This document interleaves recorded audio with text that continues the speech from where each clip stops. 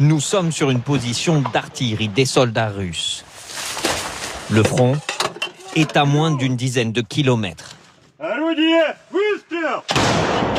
Ils sont en train de mener une attaque contre des positions ukrainiennes.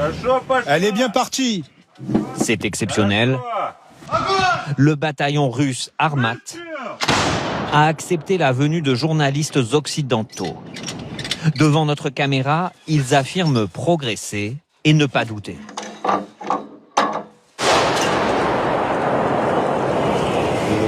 La question ne se pose même pas. On va continuer à avancer de la même manière. Écraser l'ennemi. Cette forêt, dans le nord du Donbass, Russes et Ukrainiens se la disputent âprement depuis plus de 3 ans. En ce moment, cette forêt, avec la verdure, c'est leur protection la plus sûre. Et on essaye de les évincer. En se rapprochant du front, partout les traces des combats.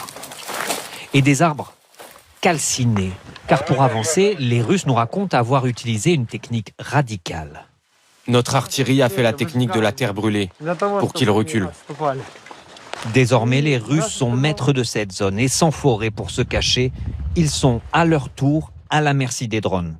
Comme ici on avance à découvert, les Russes ont ici installé des filets pour essayer de se protéger des drones. Si vous entendez le bruit du drone, chacun doit se réfugier sous un arbre différent. Soudain, le son d'un drone. Attendre sans bouger pour ne pas être repéré. Les soldats russes prêts à l'abattre.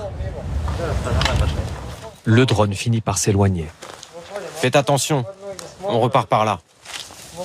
Nous arrivons sur une ancienne position ukrainienne. Il y a encore les caisses vides de leurs munitions occidentales.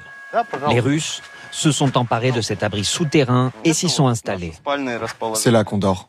Le front n'est plus qu'à 5 km. Les soldats qui sont ici viennent de toute la Russie. Ce sont des volontaires. Ils nous racontent espérer la fin de la guerre, mais par les armes. Notre plan, c'est de gagner. Alors la guerre se terminera. L'ennemi sera anéanti et la victoire sera à nous. Nous, on est de simples soldats. On ne voit pas vraiment toutes les négociations. La guerre, elle continue comme avant, elle s'arrête pas. S'il est venu se battre, c'est pour accélérer une victoire, selon lui, inéluctable.